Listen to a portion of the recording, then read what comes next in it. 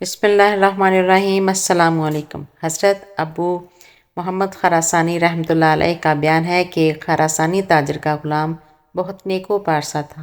موسم حج میں جب حاجیوں کے قافلے حرمین جانے لگے تو اس نیک غلام کے دل میں بھی حاضری کی خواہش جوش مارنے لگی۔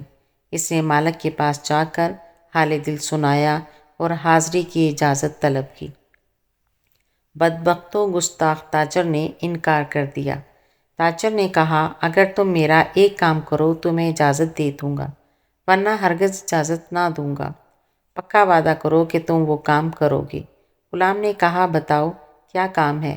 بدبخت تاجر بولا، جب روضہ رسول پر جاؤ تو وہاں جا کر یہ کہنا، اے اللہ کے رسول صلی اللہ علیہ وآلہ وسلم، میرے آقا نے یہ پیغام بھجوایا ہے کہ میں آپ کے دونوں دوستوں حضرت ابو بکر صدیق اور حضرت عمر فاروق رضی اللہ تعالیٰ عنہ سے بیزار ہوں۔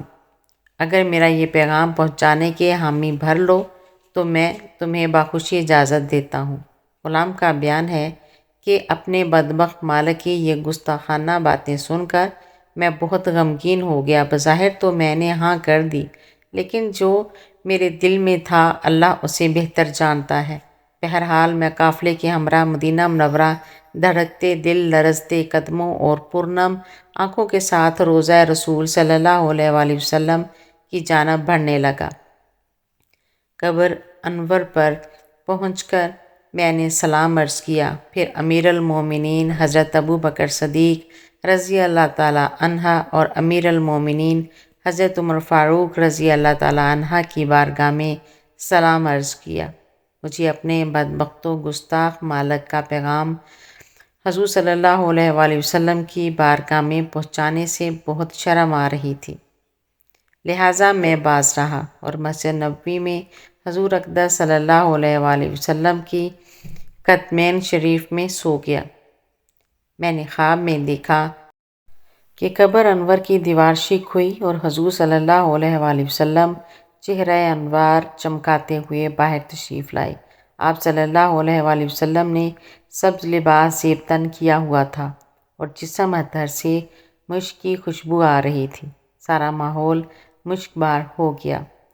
حضور نبی کریم صلی اللہ علیہ وآلہ وسلم کی دائیں جانب امیر المومنین حضرت ابو بکر صدیق اور بائیں جانب امیر المومنین حضرت عمر فاروق رضی اللہ تعالیٰ عنہ تھے۔ حضور صلی اللہ علیہ وآلہ وسلم کی اتباع میں انہوں نے بھی سبز لباس پہنا ہوا تھا۔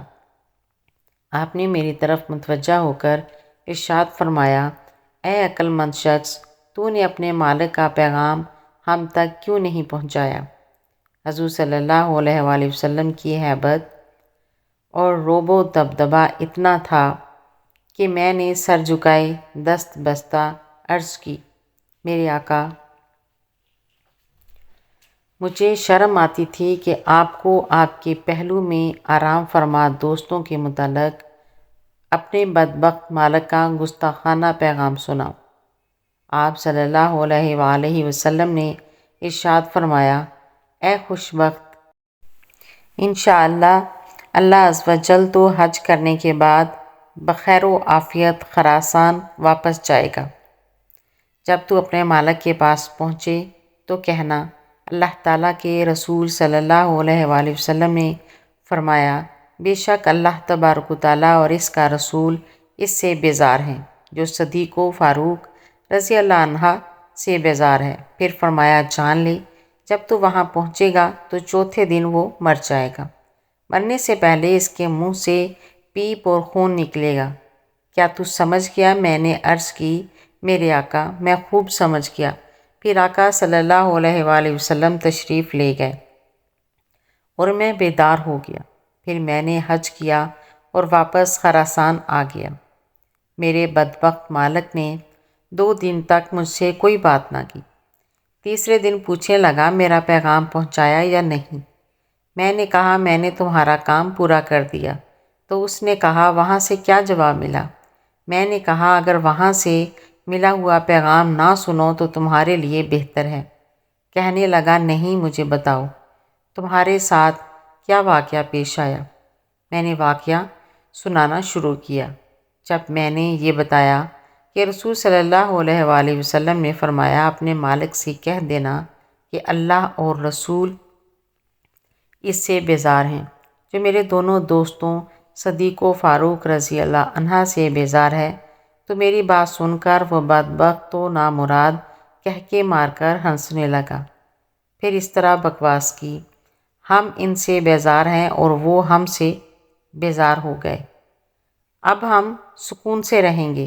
اس بدبخت کی یہ بات سن کر میں نے دل میں کہا، اے اللہ کے دشمن، جلد ہی تو اپنے انجام کو پہنچنے والا ہے۔ حضور اکرم صلی اللہ علیہ وآلہ وسلم کے فرمان کے عین مطابق چوتھے دن اس بدبخت کے چہرے پر گندے پھوڑے نکل آئے اور اس کے منہ سے پیپ اور خون بہنے لگا۔ بالآخر ظہر کی نماز سے قبل وہ گستاخ و نامراد بڑی ذلت آمیز اور عبرت ناک موت مر گیا۔ حضرت ابو ہریرہ رضی اللہ عنہ کے گستاخ کا انجام۔ قاضی ابو طیب رحمۃ اللہ علیہ بیان کرتے ہیں، ہم جامعہ منصور میں ایک حلقے میں بیٹھے ہوئے تھے کہ اتنے میں ایک خراسانی نوجوان آیا تو اس نے جانوروں کے تھنوں میں دودھ روکنے کے مسئلے کے متعلق سوال کیا اور دلیل کا مطالبہ کیا۔ تو ایک استدلال کرنے والے نے اس مسئلہ میں حضرت ابو ہریرہ رضی اللہ تعالیٰ عنہ کی بیان کردہ حدیث پیش کی، تو وہ خبیث نوجوان بولا، ابو ہریرہ کی حدیث مقبول نہیں ہے۔ قاضی ابو طیب رحمۃ اللہ علیہ فرماتے ہیں، اس نوجوان نے اپنی بات پوری ہی نہیں کی تھی کہ اتنے میں جامع مسجد کی چھت سے ایک بہت بڑا سانپ گر پڑا تو لوگ بھاگنے لگے اور وہ نوجوان بھی اس سانپ کے آگے بھاگنے لگا۔ بعد میں یہ سانپ غائب ہو گیا۔ بعض سلف کا بیان ہے کہ میرا ایک ہمسایہ حضرت ابو بکر عمر رضی اللہ تعالیٰ عنہ کو گالیاں دیا کرتا تھا۔ ایک دن اس نے بہت کچھ گالیاں دی، میری اور اس کی ہاتھا پائی بھی ہوگی۔ آخر میں گہرے رنج و غم میں ڈوبا ہوا گھر پہنچا۔ میں نے غم کے مارے کھانا بھی نہیں کھایا اور سو گیا۔ رات کو خواب میں حضور صلی اللہ علیہ وآلہ وسلم کو دیکھا۔ میں نے آپ صلی اللہ علیہ وآلہ وسلم سے شکایت کی کہ فلاں آپ کے صحابہ کو گالیاں دیتا ہے۔ پوچھا کس کو؟ میں نے کہا حضرت ابو بکر عمر رضی اللہ کو۔ آپ صلی اللہ علیہ وآلہ وسلم نے مجھے چھری دی کہ اسے ذبح کرو۔ چنانچہ میں نے چھری لی اور اسے لٹا کر خواب میں ہی ذبح کر دیا۔ میرا ہاتھ خون میں بھر گیا۔ میں نے چھری زمین پر ڈال دی اور زمین سے ہاتھ پونجنے لگا کہ آنکھ کھل گئی۔ سنا تو اس کے گھر میں رونے کی آوازیں آ رہی۔ میں نے پوچھا یہ کیسی چیخ و پکار ہے؟ لوگ بولے فلاں شخص اچانک مر گیا۔ صبح کو میں نے آ کر اسے دیکھا تو ذبح کی جگہ نشان موجود تھا۔ حضرت ابو سعید خدری رضی اللہ عنہ سے روایت ہے کہ رسول اللہ صلی اللہ علیہ وآلہ وسلم نے فرمایا، جس نے میرے صحابہ کو گالی دی اس پر اللہ کی، فرشتوں کی اور تمام لوگوں کی لعنت ہو۔ میری ایسی اور ویڈیو دیکھنے کے لیے میرے چینل کو سبسکرائب کریں، ویڈیو کو لائک اور شیئر کریں۔ اللہ حافظ۔